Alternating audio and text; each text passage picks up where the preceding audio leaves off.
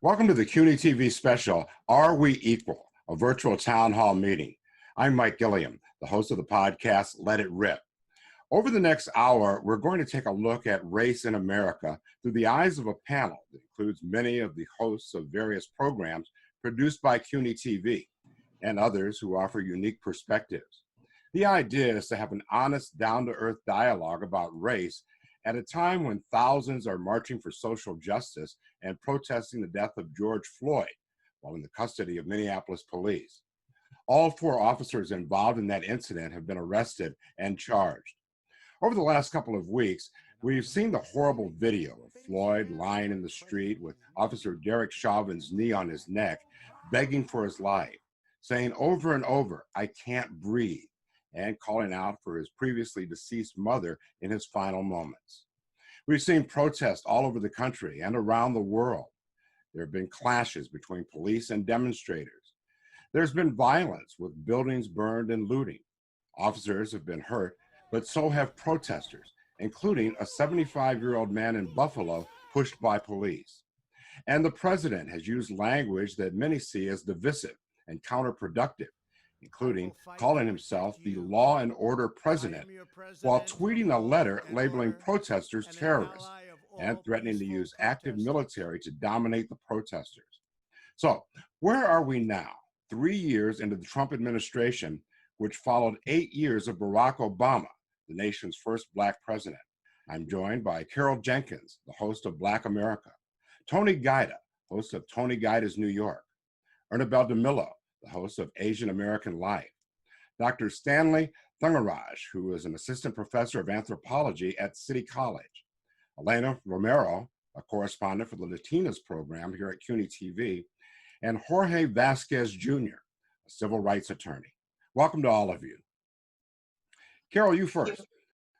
You covered some of this in 2017 when you traveled to Alabama for Black America and shot a documentary called The Conscience of America, Birmingham's Fight for Civil Rights, that dealt with a lot of these same issues that we're dealing with in 2020, right?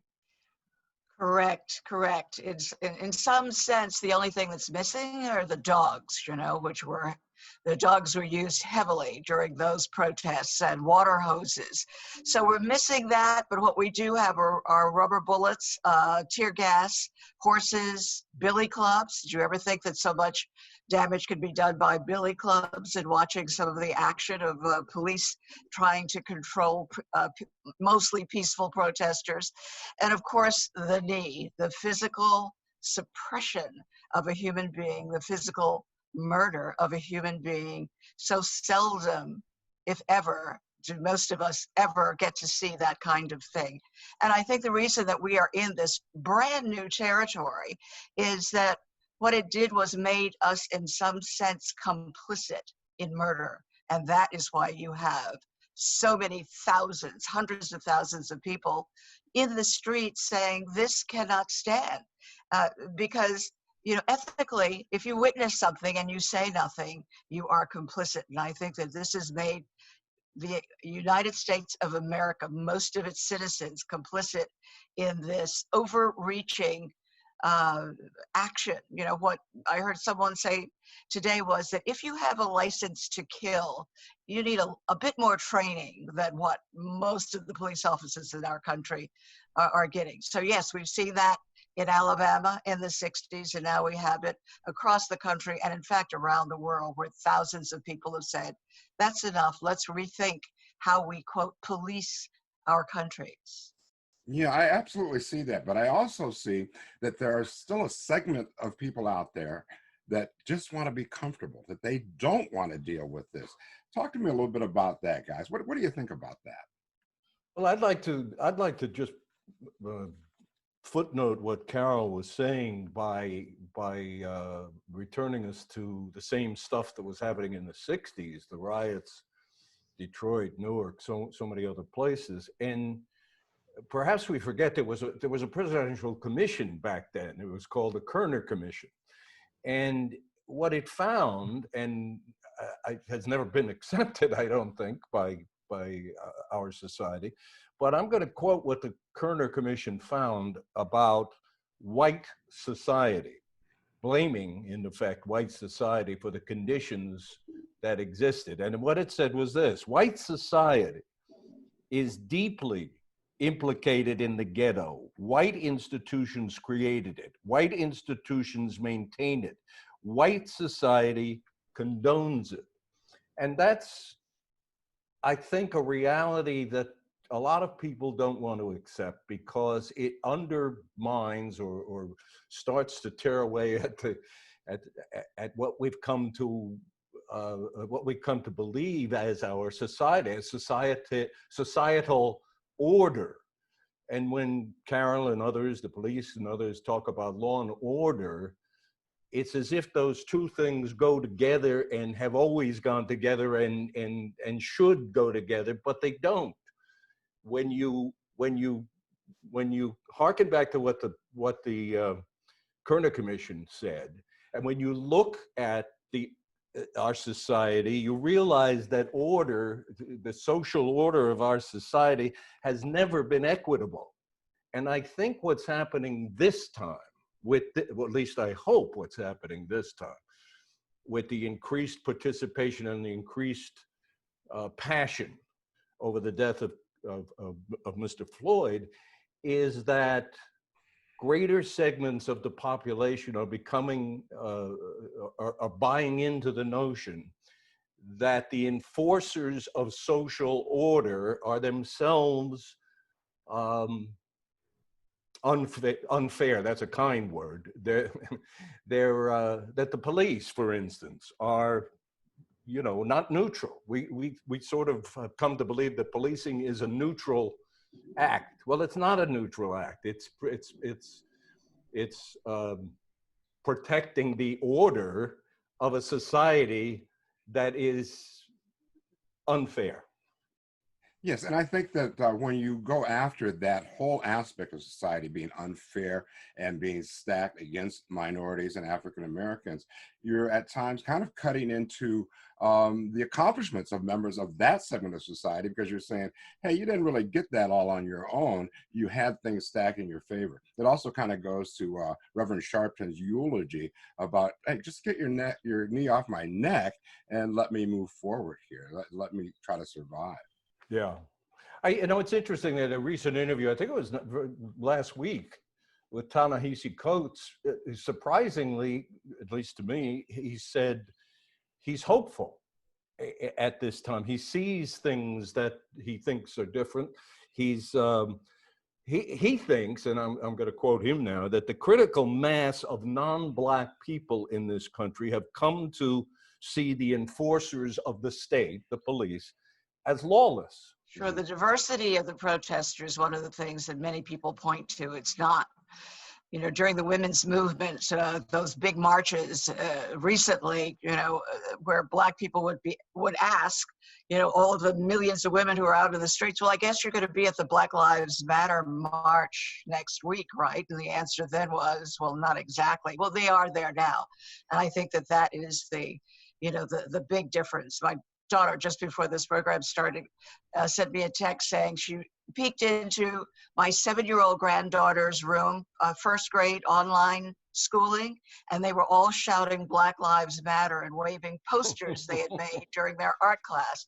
I mean, and that's the first graders and all the way up, the people get this now. They understand this, that we are all, together, and that we have to move forward together. We really should not need a police state in order to keep order in the United States of America. And the police, the whole question of police is being, police, the existence of police being questioned. Here we have Mayor de Blasio saying he's going to reroute some funds. The New York City Police Department has a budget of, I was stunned. I mean, I covered this for how many years, but I still, it stunned me. $6 billion is the budget for the New York Police Department, and he has said he's going to reroute some of that money to social programs. In Minneapolis, the city council says they're going to eliminate the police. And I would imagine that everybody hearing that, well, most people hearing these, ideas about what should the police be, or should they even exist, you know, the first reaction is, wow, that can't happen. That just can't be. We can't exist. We'll have a lawless society. But until you look at it more closely, until you look at the idea that what we've asked police to do in this society is become social workers, ask them to do a lot of things that they don't really want to do, and they're not capable of doing. Mike, can I jump in on one of the things you mentioned, and I think it might also be a way for the other panelists to join in as well. And that is, you know, your question about comfort, right? Where do people fall? And I think one of the things you see is that there is such a marketplace where we have started to consume racial difference, right? To say, oh no, I love Beyonce. Oh, I listen to hip hop. I love Indian food. Oh, Chinese food is the best, right? I have a Chinese friend. I have an Asian American friend. I might have a Latina friend, right? And what's happened is we've been able to commodify race, that when we have moments of racism, people can no longer see it as racism. It completely clashes against the ways in which we in this society are being taught to consume race. It's not race as social justice, but race as profit-making and commodities. So you have the emergence of that at the same time in which you have an expansion of the police state from post-Civil War as a way to control free Black labor, to the 1910s and 20s, where controlling Latino migration and Latino labor, to post 9/11, where, you know, controlling Muslim communities, you know. So we have an ever-growing, you know, ever-growing police state that has now managed to seep its arms into controlling every segment of communities of color. And yet we're not allowed a voice other than outside, you know, really easily commodified versions of who mainstream America thinks we are, which is thugs, terrorists, and exotic others. I think you touched on a great point with regards to policing. I think for those watching, you know, we have to be cautious of the terms that police are using, right? Like this idea when you're dealing with Black or brown community, then you need to protect, you know, you need to be the cop that's law and order, right? And then when you're dealing with a Caucasian community, all of a sudden it's protect and serve. You know, and we have really what we're seeing is the tale of two cities. This one idea of protecting and serving, and then this other idea of law and order. Why, when you walk through my community, you need to have your hand on your holster. But when you walk through a quote unquote white community, then you're able to protect and serve. I think noting the budget of NYPD is amazing, but the fact that NYPD budgets $230 million annually to pay for police brutality is very telling. You have a $230 million budget for payouts, right? We know by tracking the loss of Eric Gardner that Officer Pantaleo, when he was still a part of the NYPD, increasingly earned in salary, right? And I think that tells a message. It tells a strong message. It says, I could kill you and get away with it and actually profit from it. Many for people five probably 5 saw, years. Yeah, 5 years, right? 5 years. Yeah. Jorge, there's a very recent example of what you're talking about. I think I'm right about this, that when there were very violent protests in, I think it was Michigan, against the governor's refusal to ease the lockdown because of the coronavirus, and essentially a pretty much white crowd showed up. Many of them with guns that looked like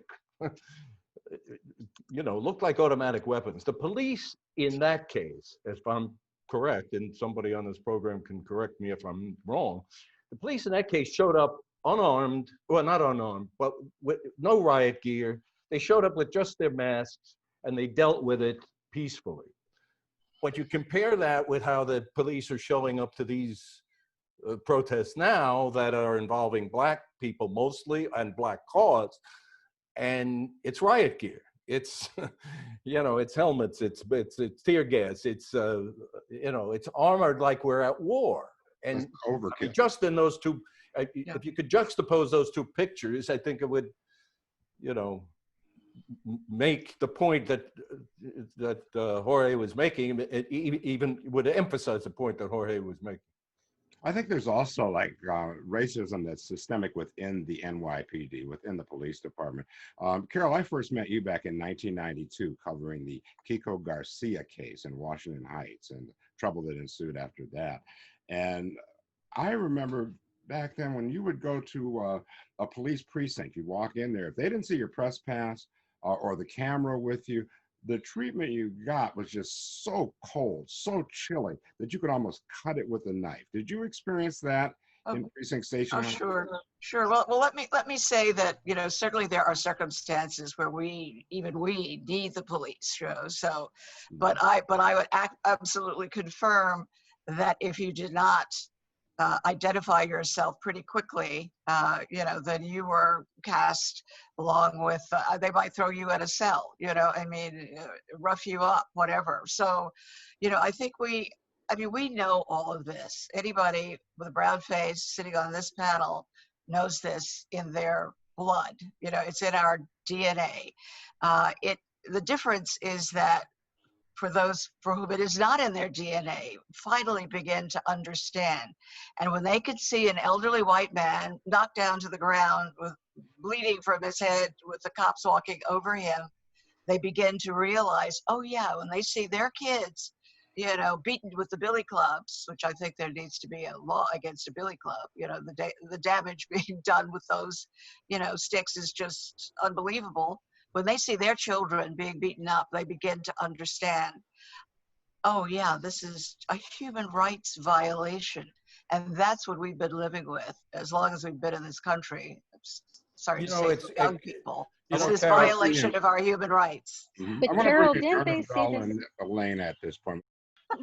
So we've spent quite a bit of time talking about police and the idea of police reform, but we have to have honest conversations in terms of how the police was created and the reason was, and the historical legacy of police stemming back to capturing slaves, right? So there's always been a very historical, temperamental relationships between Blacks and cops, right? We've talked quite a bit about Floyd, but Floyd wasn't a catalyst. It was the last straw, right? This is not a conversation about convincing Black and brown people that racism exists, right? We in school got a sanitized version of history, right? From whose perspective? And we've gotten to a point where we can be honest in saying that the history we were taught had gaps. And we are no longer in a place where we can accept that. And now finally, we can't keep turning a blind eye. The conversation is not about the good cops, because we know they exist. There are good cops, there are good reporters, there are good lawyers, and we can go down the road in every institution. That is not the point of the conversation. The conversation is that we are living in not only individual racism, but systemic racism, right? So what we're asking is to force change. And we're really literally at the point of a second civil rights movement. And so my generation, which would fall under Generation X, or the hip hop generation, right? We continue to talk about race through music as our way of understanding what was going on, what was passed down to us, the legacy from the baby boomers. And our experiences were also vilified to an extent, where we started talking about, you know, police brutality, and it just fell on deaf ears. The difference now is that we have technology on our side, just like in the 50s when we had the cameras on and people were seeing people get hosed down and they were seeing the pictures, just like the Vietnam War, when Vietnam was being put on the television set. We're doing this now, but in real time. So now you can't turn a blind eye. You can't say that's right, because now it's hitting you in the gut.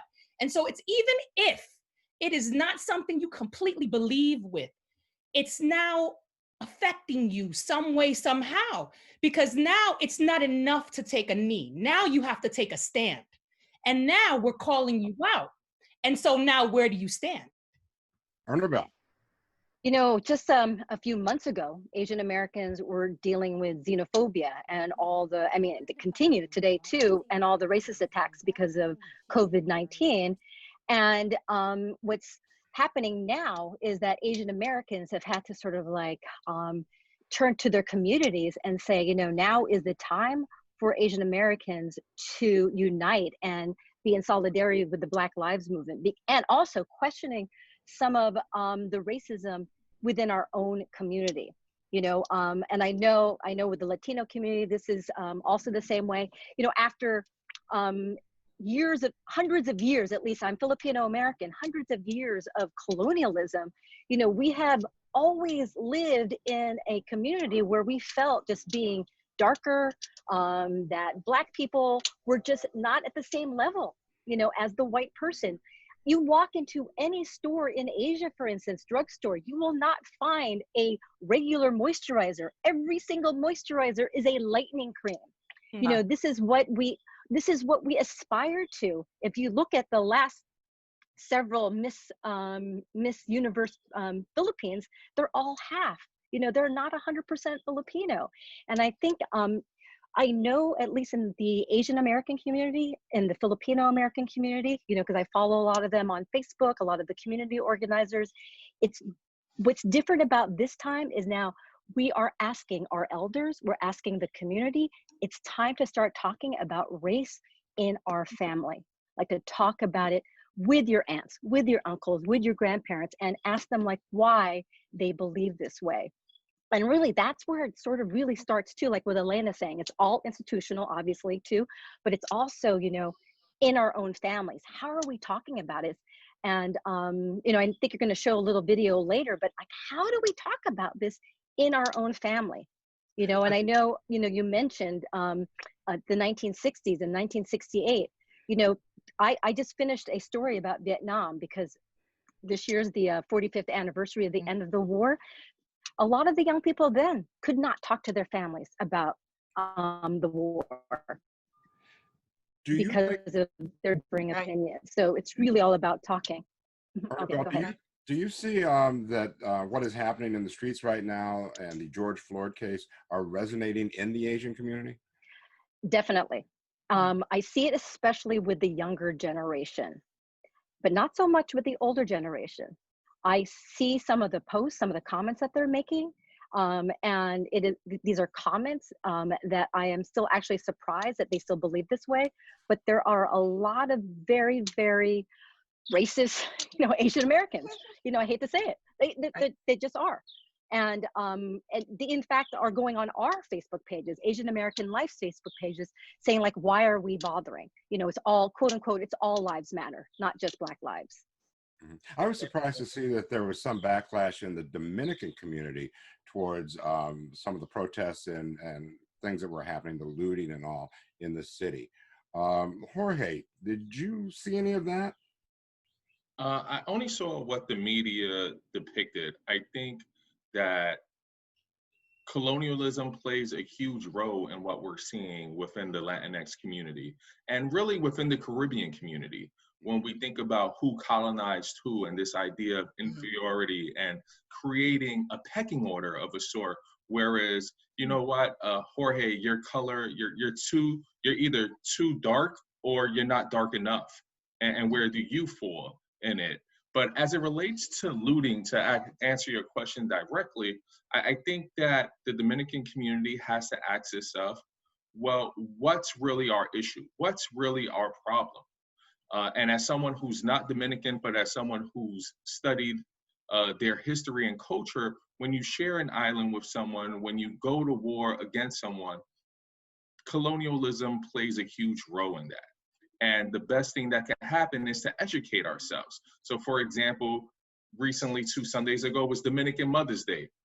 Ironically, and not coincidentally, it was also Haitian Mother's Day. So how do these two things happen at the same time, right? I think that we need to make sure that when we talk about these issues, we address the historical context and how far we've come from those issues. The simple fact that I recently protested this weekend, and I saw several Dominican flags out there with people yelling Black Lives Matter, with individuals speaking in Spanish and telling other individuals, this is why we need to do this. And recognizing that saying Black Lives Matter doesn't mean that a Dominican life doesn't matter, doesn't mean that a Caucasian life doesn't matter, doesn't mean that an Asian life doesn't matter. But as the old saying goes, if the fire department runs to the scene and they start putting out a fire in one house, you don't go, well, why not my house? If your house isn't on fire, leave it alone.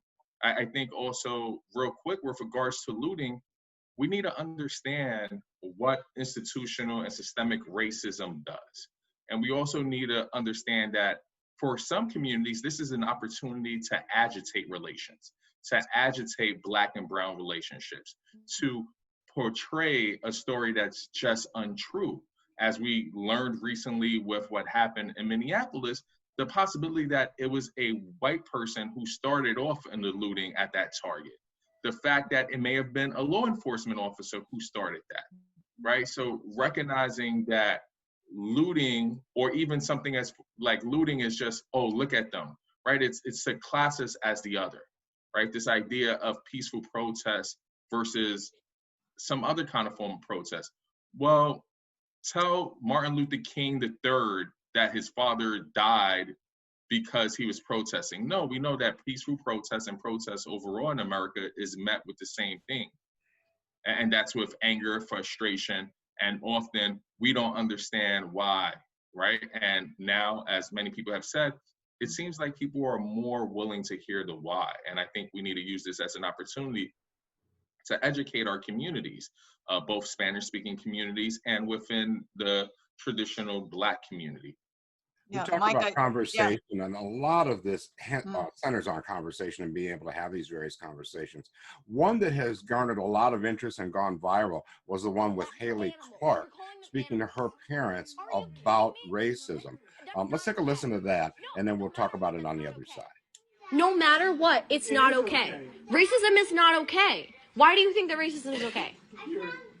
All right, oh, that's mine. Haley, I'm gonna look at. No, I'm looking at statistics. That's my medal. I gotta get a necklace. Your statistics they can be warped. Statistics can be warped. You want me to show you videos? So why are my, do you want me to show you videos of cops?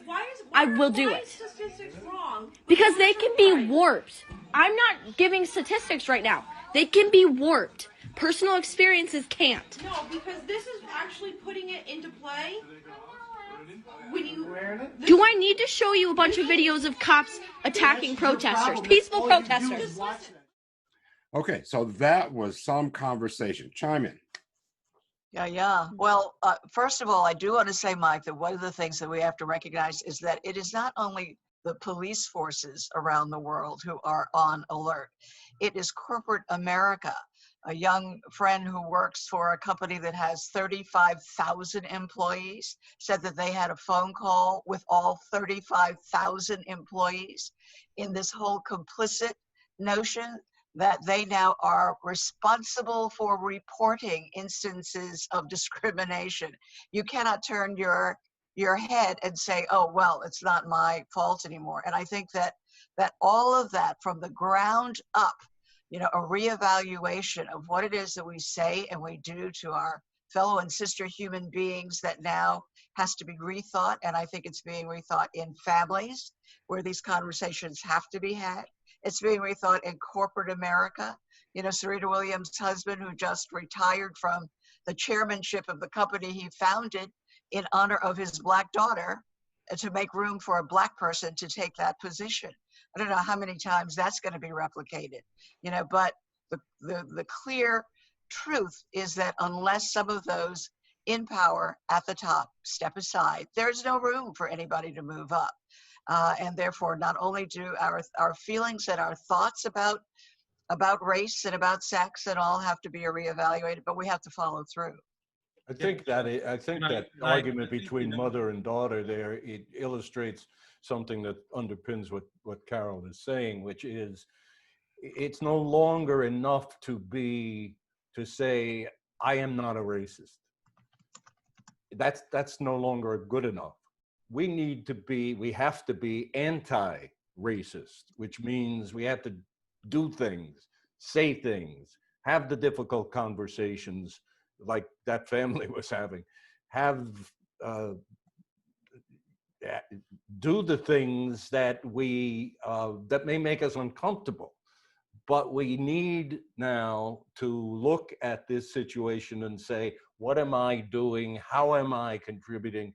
And it's no longer, you know, I can sit here and say I'm not a racist, and it doesn't matter. What matters is, do I do anything? Do I have the difficult conversations like that mother and daughter? Or perhaps they'll all be heated like that, but they have to be. Those things have to happen. So, you know, just very, very quickly, I think one of the things we see within the Asian American community, and specifically within the South Asian American community, is they're getting on the lines, especially with the working class community and Muslim communities, because they have nearly 20 years of experiencing racism and exclusion based on the global war on terror and the rising Islamophobia, and the way in which the very category of the terrorists gave extrajudicial power to local police. And there is such state surveillance of Pakistanis in Brooklyn. So what this has happened, what this has done is it's actually opened a realm for them to see Black struggle, to see anti-Black racism, and to see Black death, because now with Trump using the language of terrorists for the protesters, they already see the ways in which the logic of white supremacy can capture a wide variety of racial actors in various categories that have the same justification, that have the same purpose in justifying state violence. So I think one of the things we have to see here is, what are the terms of white supremacy that also allow our communities to really form strong building coalitions for ourselves, to hear ourselves and not to just hear the white person, like that story, that video we showed of the young white woman, challenging her family. It's great, but it's time white people also listen to what we are telling you, listen to our experiences, listen to our solutions, then go back to your communities. That's kind of what happened with Colin Kaepernick, right? Listening. They've got to believe it. See, we're kind of missing the point. We've been talking, right? But it's not enough to listen. You have to believe it. So we're at a point where we can all agree that racism is bad.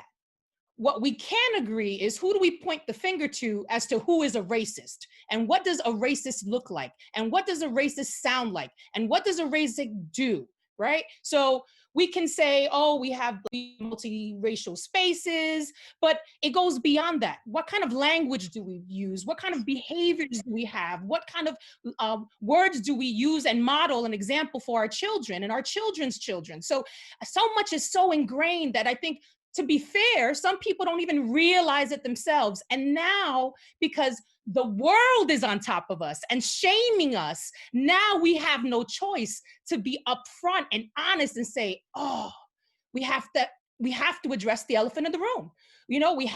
Our dirty laundry is out. So now what? But it's such a difficult conversation. Often when you try to have that conversation across races, what you tend to have is suddenly people cross their arms and they shut down.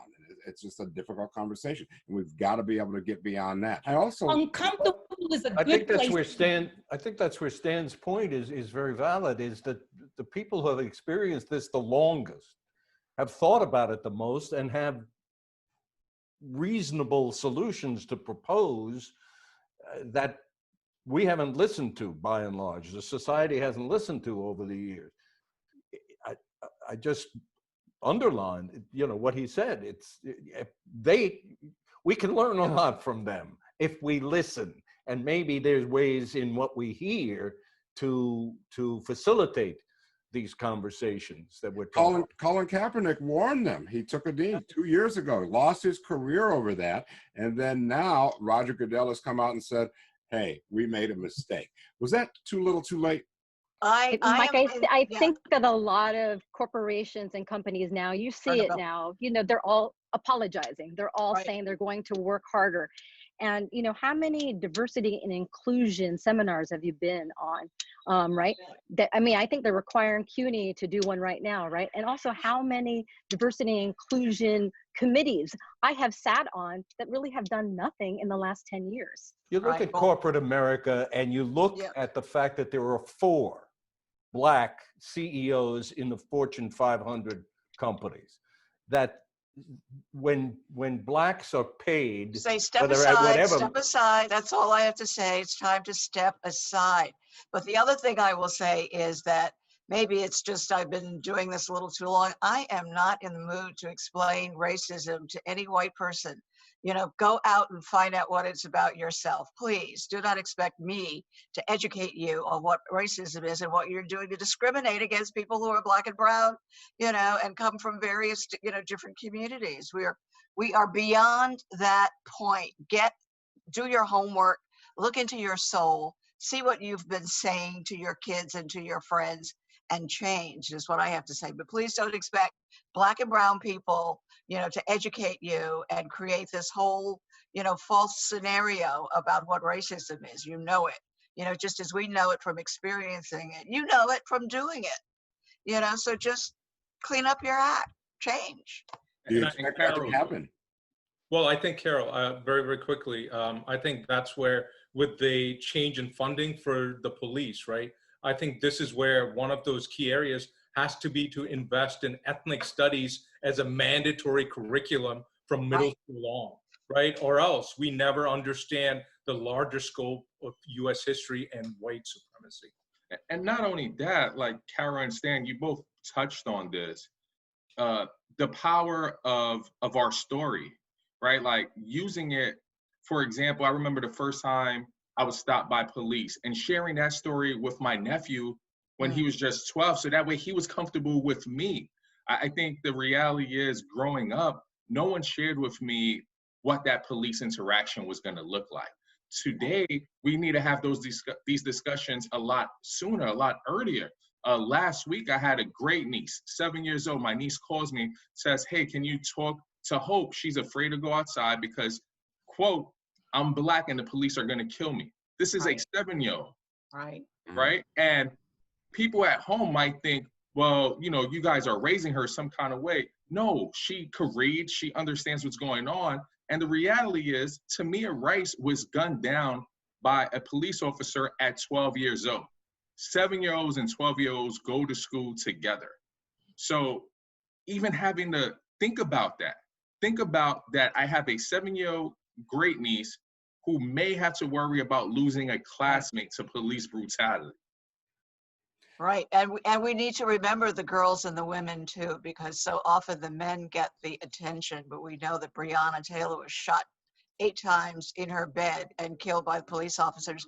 And as of this taping, they have not, you know, have to account for their actions in Kentucky at all. You know, so you know, this invisibility of Black and brown women, of young girls, you know, who are treated horribly, you know, put in handcuffs and dragged out of elementary schools for misbehavior. So just putting in a word to make sure that people understand that it's not just the guys, you know, that have to worry about being stopped by the police in their cars or being harassed by not only the police, but by the world in general. You know, the education system, you know, which loves to send girls, you know, straight from the classroom to the, you know, to prison. You know, these are, but again, as we've been saying all along, it's systemic, you know, and it has to be, you know, torn out of our structures, white supremacist structures that we have lived our lives under for these many years, since the inception of this country. Do I sound like, I don't know, I need my poster, right? No, not at all. But I got to tell you, it's pretty obvious, that isn't it's it? like That we, a situation where, you know, we've all had those moments where we experienced racism. I remember once, like, I took an interview in Boston, a city that I would never work in, but I took an interview there and went through the process at a television station there. And for the last interview with the news director, I go in and the guy says, hey, we know you're from New York and you guys are all kind of mixed up down in there, you know, and we're just not that way in Boston. We want to make sure you're okay with that. Have you guys gone through this kind of stuff? Well, Mike, my first job, when I got my first job as a reporter, I remember a male reporter coming up to me, a white male, saying, The only reason why you're here is because you're a minority. Straight to my face. And then a second person actually told me that I should probably change my name because I'll never, achieve any success in this business with a name like Ernabel. It sounds so different. I have a hard time with that name. He stayed, in that lower market. I went to New York. Good for you. I think just looking at myself, right? Like the reality is when I go outside, no one thinks I'm an attorney. No one mistakes me and says, oh, he's an attorney. No, right? I'm everything under the sun but a child of God, right? No police officer walks up to me and says, hi, counselor. It just doesn't happen. I mean, I remember being in high school and I went to school in Albany for college. And before going to undergrad, I had an assistant principal who was Caucasian, and he had a real serious talk with me. He said, hey, Jorge, you're about my kids' age, and I know my kids do bad things. He started out, they said, I have no doubt they do bad things, and I don't have no doubt they do more bad things than you. I just want to let you know that you're about to go away to this place, and if you and my kids are doing a bad thing together, you're going to get blamed for it. Right? And that's what we've seen time and time again, is this idea of Kaepernick can't say something, but Drew Brees could go and say the opposite. Right? We have to code switch. And this is a time where we need communities to be unapologetic. Be unapologetic about who you are. If you're Black, be unapologetic about it. And if you're white, listen, we have 2 ears and 1 mouth for a reason, right? Learn from us. Learn what's going on so that way you could then be the advocate. Because the reality is we have the majority of this country who has yet to work with or even know a Black or brown person. Right. Hey, Tony, take us inside white America. What do you hear these people saying about Black and brown people? What really is the conversation? Is it? We really don't want to hear it, Tony. Well, we're not there. Please I'm not filter. sure I'm the Please, tour guide for that. please but filter yourself. Right. I can tell you that, most white people live a life of white privilege that doesn't interact with any of the stuff we're talking about on any regular basis. This issue of the police and whether they should be defunded or whatever. Police department doesn't exist for me. It's already gone. And for the people who live in neighborhoods like mine, there's no police. When was the last time I talked to a police officer? I don't know that I ever have. Or called the police department. When was the last time I saw any crime in the name? Not that there hasn't been. The New York Police Department, in effect, doesn't exist in white communities because we never see them. They're not needed by and large. We don't have the experience that someone in Bed-Stuy or the South Bronx is going to have. So white America, I don't know. I can't speak for white America. I can only speak for myself and lament the fact that too many people just don't understand what is going on around them. They refuse to see what is so obvious. That man in Central Park, the Black man who is a birder, bird watcher. I happen to know him. My wife knows him also. Wonderful man. And all he did was ask a woman in the park at 8 o'clock in the morning who had a dog, the dog should have a leash. Why don't you put the dog on a leash, which is the law. And she gets on the phone and is calling the cops and says she's being attacked or harassed or whatever she said by a Black man. There are too many people like that in the white community. It just just is, and I can't. I'm not going to try to speak for. Okay, that's fine, Tony. In general, but we're just about out of time. But before we end up here, I want to go to each of you and just hear your take on what we do now to try to change all of this. Stan, can we start with you? Oh, wow. Okay. I guess that was the first time I wasn't ready for.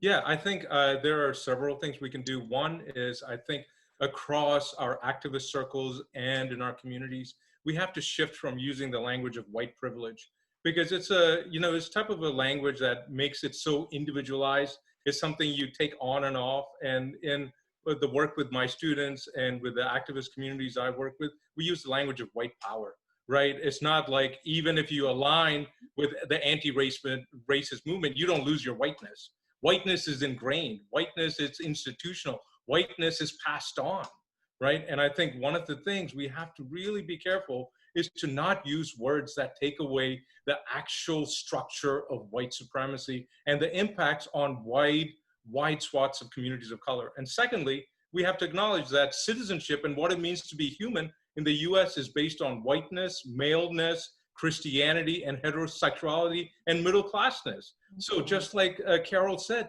if we're not talking about Tony McDade and Breonna Taylor and Asian American communities impacted by COVID in Queens and Brooklyn, if we don't understand how Christianity and whiteness and middle classness and heterosexuality structure what we think is the human, we have to form coalitions across our communities to tackle white supremacy, because it involves all of those forms of oppression. Elena, let's hear from you. Well, I think the solution is really twofold, right? We have to address individual racism and we have to address institutional racism, right? The protest is putting that discussion up front and center, right, around the world. Now it means that we've got to use our power. Our power is in voting, right? Vote to put the people to speak on our behalf, to make the changes in legislature. I mean, the reality is we can make reform, we can change policies, we can change laws, but until we change the mindset of individuals and culture, we'll just rehash, this conversation 20, 30 years down the road. We have to do it a system at a time. So right now, the talk of the town is police reform. We haven't really identified what that reform looks like, right? That reform means a lot of different things. We should increase the amount of education that police officers have before they go on the road. Instead of having 60 credits, why not have a 4-year degree? Shocker, be more intelligent, have more education, have more training, offer more services in terms of mental health, not only for officers, but also for their family members, right? Give more support to the officers. So there's a lot of areas that just need to be addressed. And we have to do it literally one institution at a time. Once we talk about police, we also need to continue and engage the conversation and what reimagining education is, and really education for all, meaning public education and not the privatizing of institutions. And we can go on and on and on. But again, the key is to, as a society, attack it from a systemic level, but then on an individual basis, we have to do a lot of work internally, and we start with our own homes. I also like residency for police officers to Right. Live in the communities that they're policing, as opposed to just coming in from Long Island. Jorge, I saw you nodding your head at some of Elena's remarks. Yeah, if I could start off with piggybacking off of what you said with regards to police living in the same community, because what we're seeing is a depletion of resources. We're seeing resources of tax dollars that are being spent on police officers who then leave the city and live somewhere else. And when they destroy our city, when they kill our brothers, our sisters, our mothers, our daughters, they get to leave and go into sort of isolation, right? There's no consequences. And what we really need to do is we need to educate each other. But Professor Broshaw, who's a law professor, said it best. She said that she keeps hearing people say it's horrible that an innocent Black man was killed, but we need to stop destroying property. And we really should be saying it's horrible that property is being destroyed, but killing an innocent Black man has to stop. Right. We have to have control in the language. And we need to make sure that as a community, we play our role, as little or as great as you see. But in no situation should anyone be silent. This is not the time to be silent. This is not the time to be comfortable. This is not the time to say, I've made it. This is not the time to say, I can't risk it all. Because in a matter of seconds or minutes, you could be next. There's an old saying, today you, tomorrow me. And I'll end it there. Okay. Ernabelle, what do we need to do? I'm going to just piggyback off Jorge, you know, the idea of being silent, because that is what, as Asian immigrants, you come to this country and you just kept quiet. In fact, you weren't even allowed to talk, because then if you talk with an accent, you would be discriminated against. So we were always just sort of forced to just go with the flow, right? To never complain, to just work hard. You know, you'll get what you want if you just work hard. And I don't think that's enough anymore, especially if I could address the Asian American community. That's not enough. You cannot be silent anymore. It's really important to talk. And then just sort of like zooming in, like I think what a lot of people are grappling with too is like, what can I do as like an individual? What difference can I make? So, you know, I've been thinking about this too. And, you know, I'm also a college professor. I'm actually, you know, head of my department at a university that has a very large African-American population, Black population, along with we're an HSI, we're also a Hispanic serving institution. So what, as a professor, can I do as someone who's also head of my department?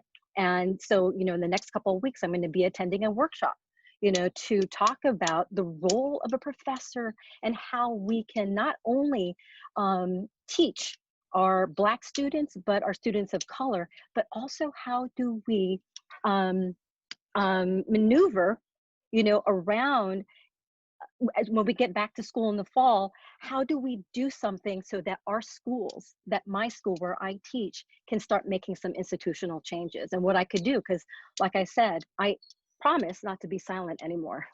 How about you, Tony? Real quickly, what do we need to do? Well, I think Carol said it earlier. It's you know, it's time that we stopped expecting people who have been oppressed to convince us what's going on out there. We need to do our own homework. We need to study. And I guess, you know, I would just pick out the issue that is going to be on the front pages and in all the news for quite a while now, is this police so-called reform and defunding police. And, you know, I have to say that when I first heard that, I thought, no, that can't be. Well, what we need to do, and I've been reading about it, and what we need to do, for instance, is understand that that subject, which is not as cataclysmic as it sounds. And I would recommend one of our own professors at CUNY. His name is Alex Vitale. He's a sociologist at Brooklyn College. And you look him up, Vitale. Look him up and start reading. He's an expert. He's been writing and reading and studying and talking about this for years.